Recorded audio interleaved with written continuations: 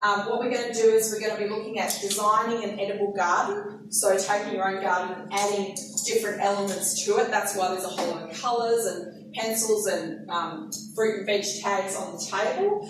If you don't feel like doing that, I've also got some old CDs that we're going to make into possum deterrents, so you can hang them from the tree. You can put little eyes on them and do a bit of fun stuff like that if you don't want to do the design thing. So see how you go, and we'll see how we go for time. I've also got some samples of plants here. Now I'm going to hand them out. If anyone's got sensitive allergies, or if they're a bit too prickly, that's fine, just pass them on, you know, just whatever you feel safe with. They all are kind of safe and edible, well, one of them's not non-edible, but, you know, see how you go. And as I said, I've got oranges and lemons, and I'll just hold up things as we go. If you have any questions, come and see me afterwards. Yeah, and we'll see how we go for time. Ta-da! So for those of you that don't know me, I'm a local garden consultant. I run the Save Our Citrus campaign. I do design work and do a whole lot of presentations all across the place. And now we're really getting into fruit tree pruning time and veggie patch time. So what we're going to talk about today is soil structure and improvements. Companion planting, you might have heard of that. And I've given you all some information to take home on companion plants and all sorts of things. Crop rotation as well. We're going to talk about good bugs and repelling pests, and that's when I'll get to your kind of your citrus. That will be the one for that. And controlling weeds. All right, so a lot to cover. Okay, let's get started. All right, so soil structure. So the most important thing is who knows if they've got clay soil. Hands up. Okay, who knows if they've got sort of maybe sandy soil? Who knows if they've got loam, which is a mix of clay or sand, or just not sure? Alright, you're not sure. Okay, so it's a good idea to have a look at your soil around different parts of your garden, because Melbourne gardens are a bit of a patchwork of soil, because previous owners and earthworks and housing developments have really changed our soil profile, and you may find you have different soil in different parts of the garden. For instance, I have a streak of iron running through part of my garden. I don't know why, but I'm very aware of that, so I kind of tend to avoid plants that don't like iron in that section. The other thing is, if you're in a new house or housing estate or that sort of thing, what happens is the soil can compact down. Now, for plants to grow properly, they need to have a really spongy type soil because of their poor little root systems that get in there. So if you've had compacted, squashed down soil, what's going to happen, there's the rain, and it should go nicely through, but if it's compacted, it just sits on top. This is actually a photo of what we call a hydrophobic soil, all right? And you can fix that problem by forking it up and aerating your soil. Your soil should have micropores of air and water in there for all your root system. But what you need to know is what kind of soil you have, and then you can improve it. And you improve it by adding organic matter. So compost, that sort of thing, needs to be mixed into your soil. And in fact, all our gardens should be closed systems. So we should be making compost on site, adding it back into the soil, and each time we have new veggies, you should be adding compost into it. So you might have to bring in some stuff to begin with, but then you really want to work on your compost to improve your soil. Okay? Soil and water, it can be a real problem if you've got clay. Now, you might have heard of a thing called gypsum. It's a white powder that people add to clay soil to break up the clay. Because what you want aggregates, so different types of clumps, not big clumps, lots of different clumps, so the roots and the worms can get in there. And with clay, what happens is it turn into this big clumpy boulder, and then you add gypsum, and that breaks it into smaller particles due to ions and things like that that attract and repel and all sorts of things. But with gypsum, if you're thinking of using it, you have to do the test first. So what you do is you get a glass of water, add clean water, and you put a teaspoon of your soil that you're testing, and then a teaspoon of gypsum, very carefully, and you leave it overnight. What should happen if the water goes cloudy? It means the gypsum is working on the soil. If it stays clear, that means gypsum isn't going to work on your clay soil.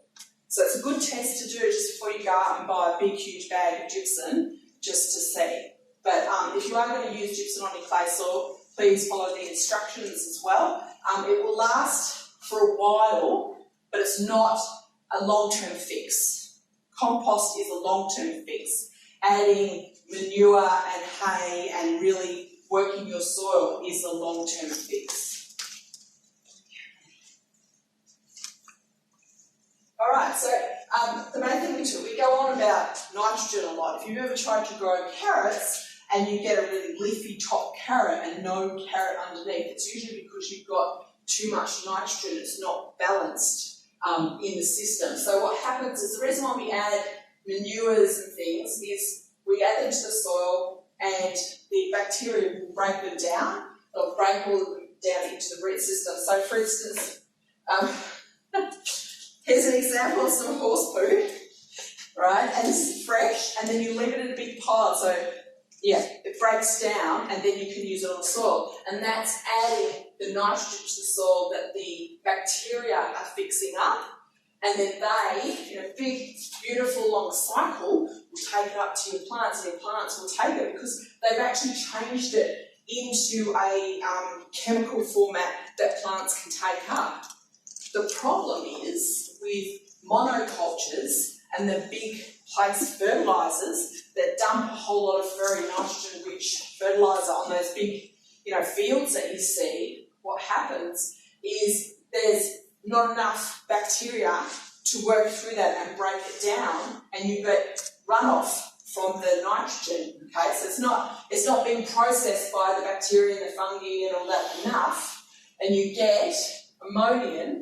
And then you get nitrates. Now, nitrates are particularly bad because they get into our waterways through the water tables, and you've heard of algal blooms. That's what it is. When people mow their lawn and chuck it onto the road and let it go down the drain, algal blooms. All right, because it breaks down. You've got a lot of nitrogen. They're not assimilating. They're not dealing with the nitrogen. All right, so while as gardeners we want to add nitrogen to our soil, we're also encouraging the aerobic and anaerobic bacteria and fungi in our soil to work with the nitrogen. Okay, so that's really important to keep in mind. And there's also, there is nitrogen in the atmosphere, but the plants can't get to it, except when we have thunderstorms. When we have thunderstorms, the lightning is chemically working on the nitrogen, and when it rains, that nitrogen has transformed, hits the ground, and the plants can take it up. So when it's thunderstorming, you should go, yay, this is helping my plants, this is good. This is a little fact, this is interesting. Okay, all right. So improving your soil. So we always, as gardeners, want to be improving our soil. Gardens are cultivated spaces. They are not the natural world.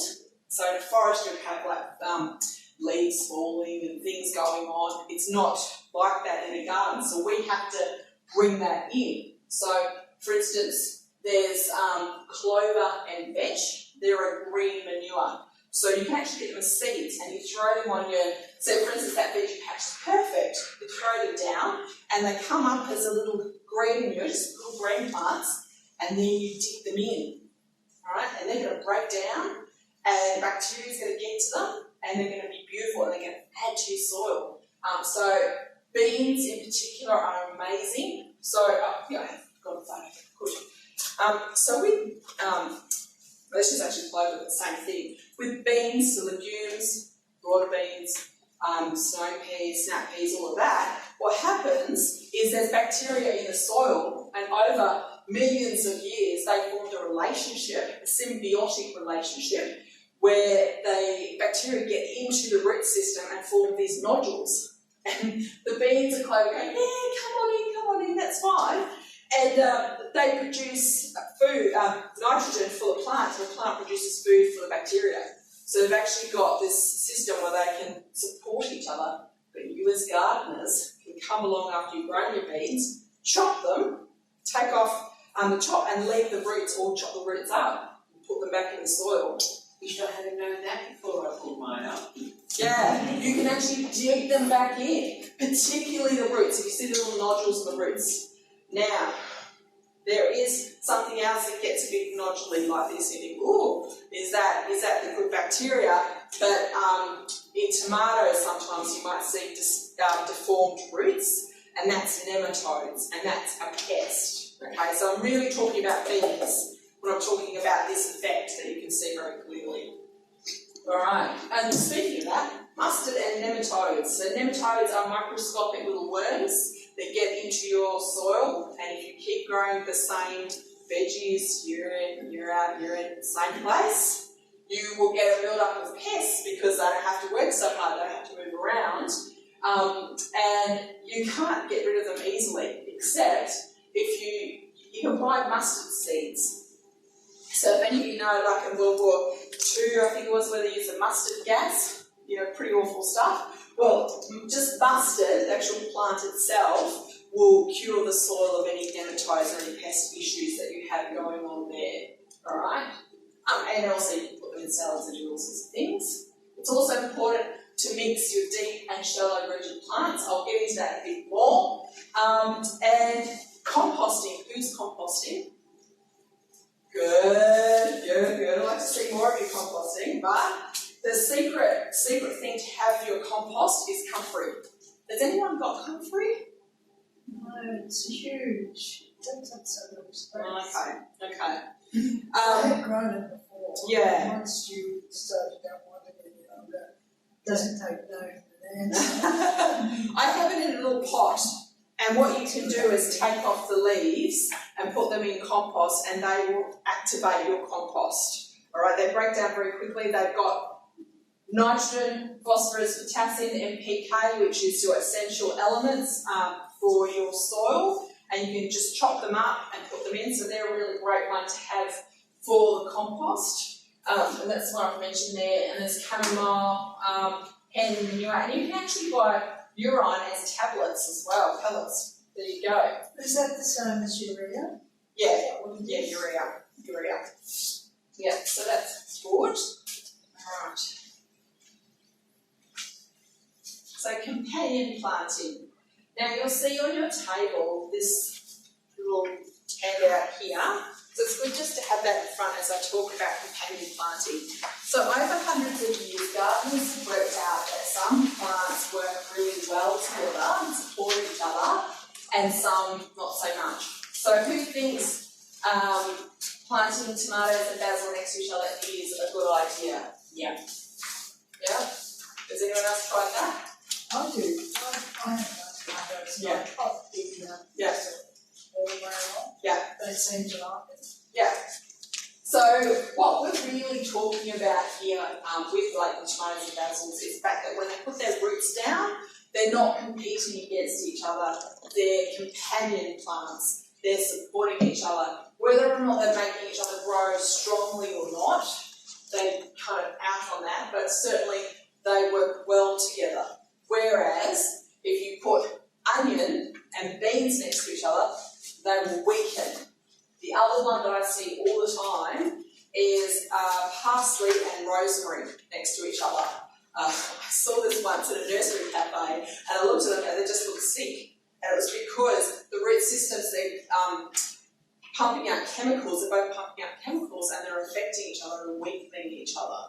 When you say weakening, do you mean like you get sick, or they don't grow? They'll just sort of stagnate. They won't like die, but they just won't. They'll be weak. And if they're weak, potentially pests could come in and attack them, because pests are looking for weak plants to attack. So it won't kill them, but it weakens them. So, for instance, on the other side, strawberries and borage. I think I bought some, whether I didn't get a chance to bring them tonight. Borage is a little herb with blue flowers on it. And you put it with strawberries and they both strengthen each other. They support each other. It's mainly because they bring in the bees and they pollinate each other and that sort of thing. So that's just a quick guide of, you know, what plants work well together, what they've tested out. Now, don't take my word for it. You can try it, you know, you can experiment with these things and see if it's actually true.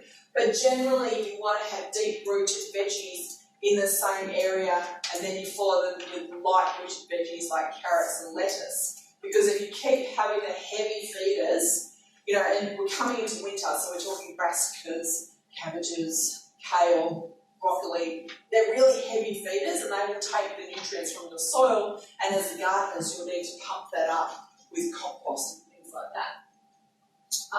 The other thing about companion planting that I mentioned here is attracting beneficial insects and disrupting lines as well. So here's just an example. So that's kind of more your traditional veggie patch up there, you know, got lines of veggies going on. But what companion planting is where you mix it up.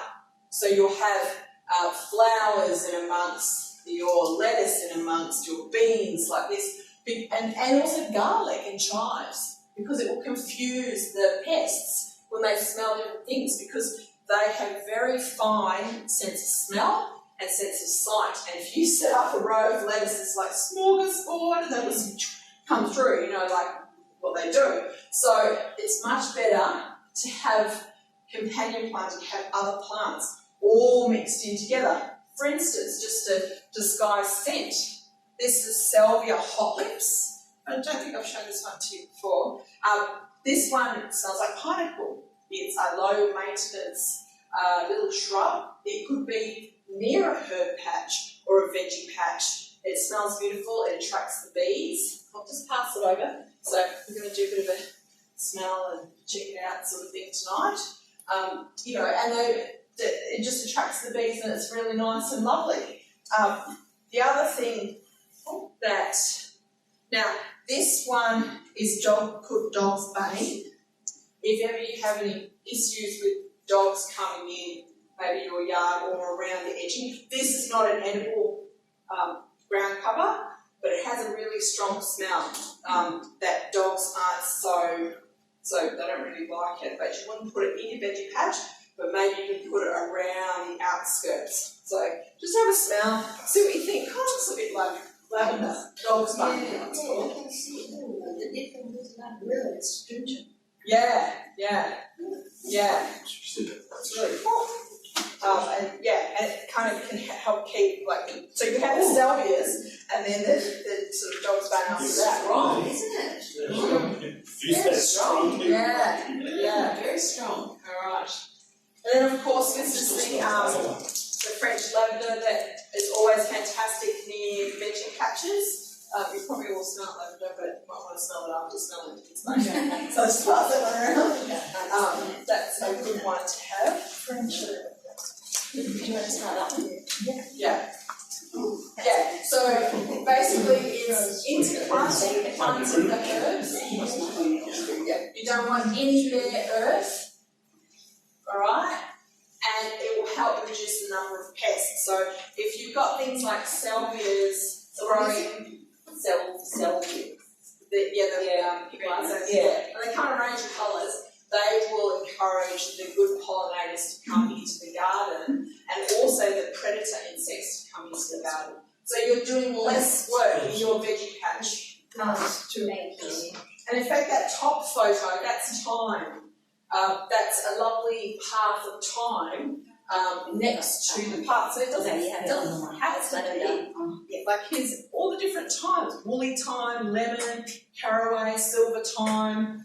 You know, there's a range, and they look great not just in veggie patches, but on near paths. So let it spill out. Let it, you know, be a bit glorious and messy with it all. You can kind of go a bit bigger. Okay. So now with your flowers, it's important to have them mixed in as well. Marigolds, garlic, chives, alliums. Have you heard of alliums? They produce beautiful big purple globe flowers, and they discourage pests. You could also look at having like a basil hedge. So I've got here, it's a little bit different for being in the car. Yeah, this is this one's perennial basil. So it's different from your annual one. It comes up, it has lots of roots, and you can use it year round, and it's got quite a strong smell. And you can turn it into a little hedge and have that around the place. Alright?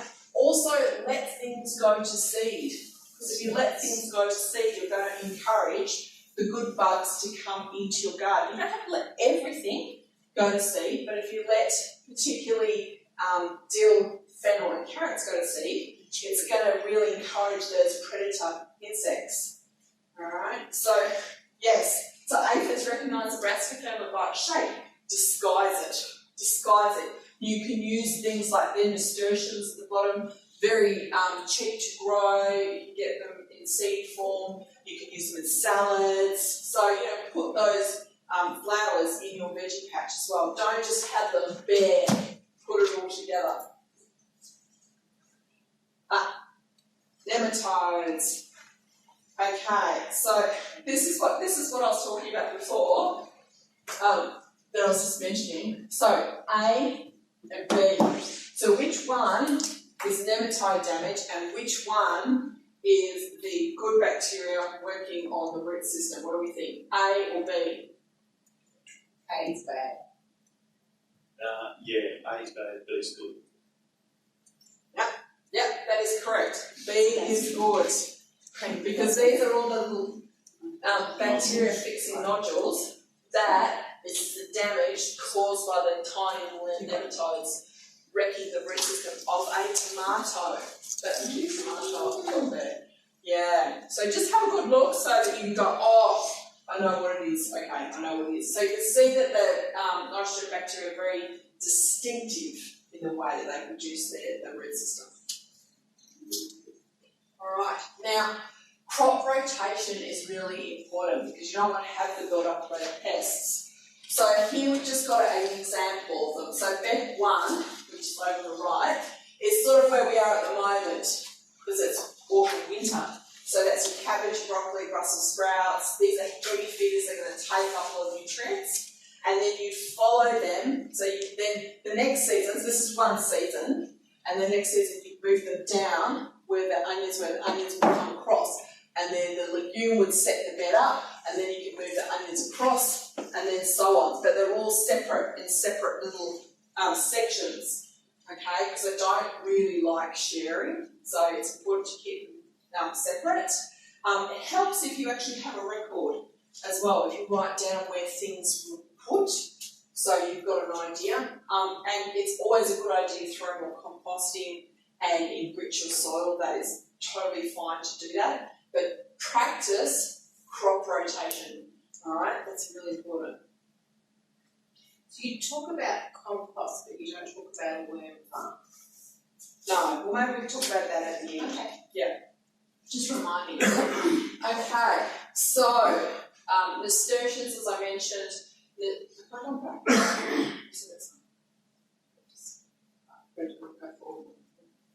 Whoops. Okay. So I talked about nasturtiums. They're a bit, you keep them kind of bright and colourful, and make sure that things are all mixed up. I have talked about that. Okay, this is my predator nursery. So what I did here was I let my fennel, this is my fennel, go to seed, and I left it. I didn't do anything to it, I left it. And I watched it. What was really interesting is I started to see a few ladybirds coming up on the branches, and then I started to see these really ugly looking black things all over them. A little closer, and I realised that they were the juveniles of the ladybirds. So the ladybirds, they put eggs down and they burst open, and then you get the rhinoceroses, they're called, and they are hungry, hungry, hungry. You can see in that photo there, tiny little aphids, little bumps on the stems. That's the rhinoceros coming in, and they're eating them all, devouring them all. And then I had about 50 ladybirds, which just went drew the garden and just did their work, and I didn't have to do anything. And the other thing I noticed the next year was this little lady, the praying mantis. Now you know you've got a good ecosystem if you're seeing praying mantis in your garden, because they are the great white shark of the insect world. They're the top predator. So if you've got them, it tells you that there is enough biodiversity, insect biodiversity going on to support them. I actually had too many of them. I had a workshop and I put them all into little jars and gave them away to people because I'm like, take these. And I'm like, oh, thanks, yeah. But yes, that's something you could do, part of that companion planting, part of that sort of, working with veggies and things, and it's very, very easy to do. And actually should leave the links up there. Okay, so yes, you've got that handout because I think that's really useful. 2 books I think are fantastic, and obviously we're in a library, so you can borrow books here. The Companion Planting, which has lists and lists of different veggies, and also Jackie French is a very well-known gardener, writes a lot of books. She's more out sort of in the wild, and she has wombats and all sorts of fun stuff going on, so that's a lot of fun to read. The other thing I would suggest that you do with your veggie patch is look at creating maybe a tunnel system like this one with the bent hoses, because when we come into spring, we're going to get cabbage moth and other pests going on, so it can be a bit of an issue.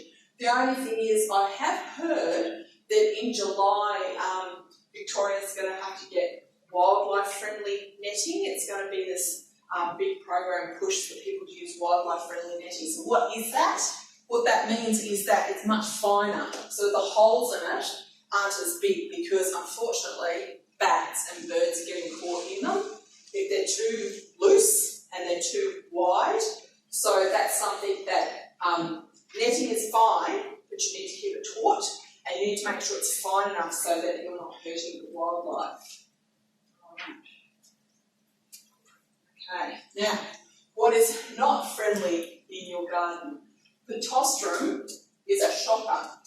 Alright, if you want an edible friendly garden, that stuff pumps out chemicals into the soil and inhibits growth of other veggies. I had a client say, oh, I just want a veggie patch here, and there's this massive hedge of it, and I'm like, unfortunately, you're not going to get the results that you want because it's going to inhibit it. Same thing with pines. Pines, again, they really acidify the soil and they don't like to compete with anything. Now, daffodils and young trees, you would never put daffodils, say, under fruit trees, young fruit trees, because they do compete and they're no good. Same with grass as well, you don't want to put them under fruit trees. Cypress will remove all the moisture and the nutrients. And you see walnuts. So if you happen to eat a lot of walnuts or use a lot of walnuts, you also don't want to put them into compost because they actually will inhibit the growth of any plants, even when they're broken down. Eucalyptus, as we know, eucalyptus are beautiful in a native garden, but not so good if you're trying to grow edibles because they're quite hungry and they take all the water. Right. So here's some great books for you to have a look at, and also Joe's got some here, but I just want to talk about, do you want to give me that citrus?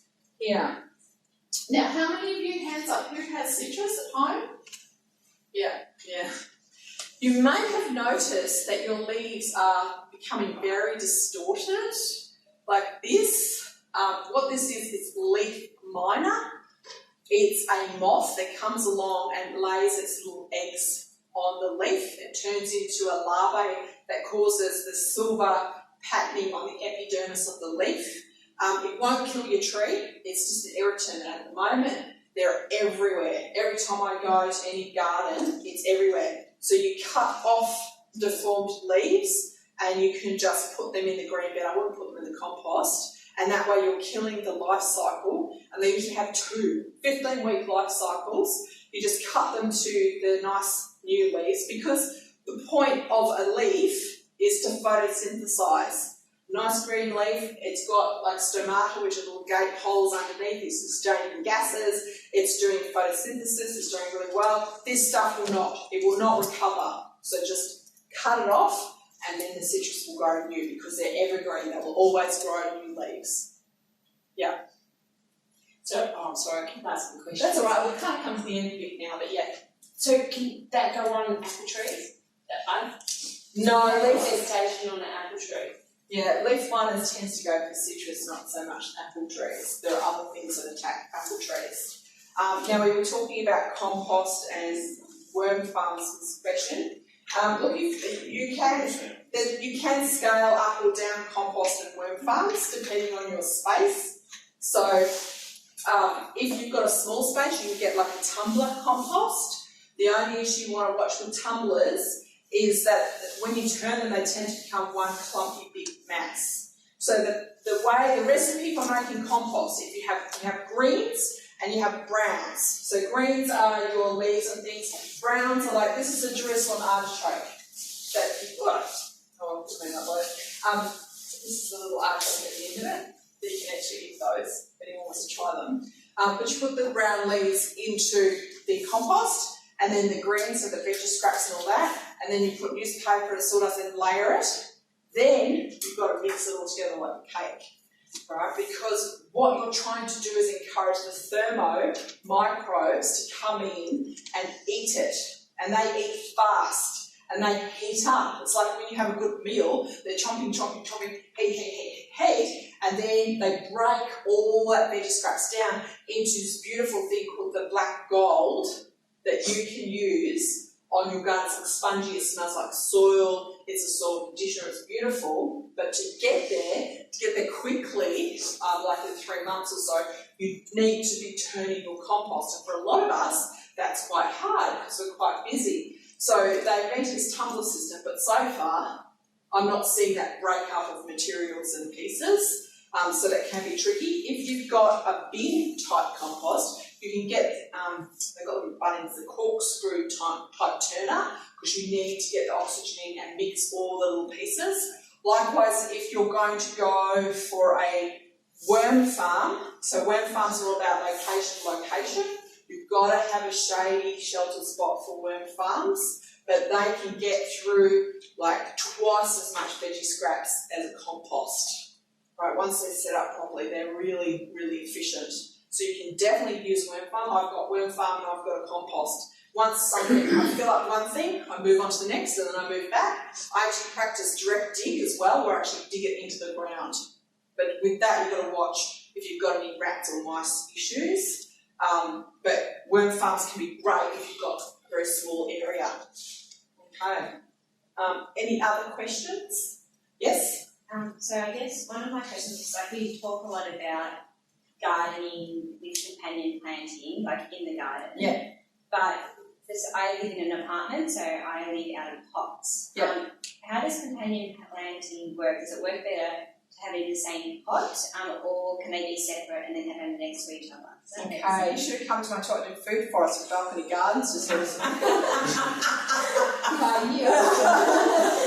But with that, is anyone else at a balcony apartment kind of situation? Yeah, okay, cool. So with that, it's better to have them in different pots but close to each other, group them to each other, and practice the food forest philosophy of a closed loop system, also incremental plantings, but you do it on a scalable basis. So for instance, in a food forest, it's trees. On a balcony, it might be a dwarf lime, or a mini marigold plant, and then next to that you might have, for instance, a blueberry but in a separate pot, and then after that you might have strawberries, and they're all kind of working together. So you can have them close to each other but have them in separate pots. Yeah. Also be careful with what kind of pots you're using.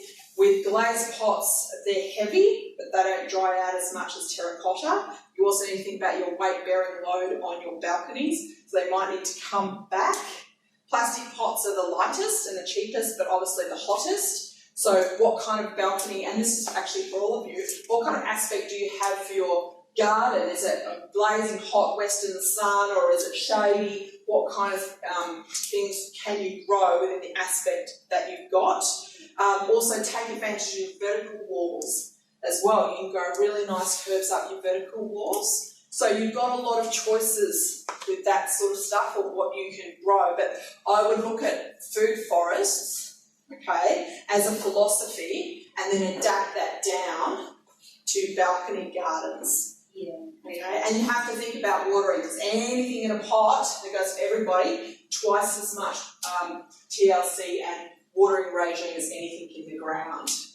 In fact, if you are thinking of starting a mini food forest on your balcony, you might be better off creating your own potting mix. Yeah, that's So, what I do. Yeah, we have our own Get your potting mix, get your worm farm castings, get some compost, mix it all together, because you want longevity. And I'd also be thinking about your perennial plants as well, so like asparagus, rhubarb, the perennial basil, things that, or parsley that self-seeds, and that goes for you too, you know, because you don't have to do as much work, they keep growing year after year after year. You can intersperse it with some annuals, but what's the backbone of your edible garden? What's the thing you're going to go to time and time again? Yeah.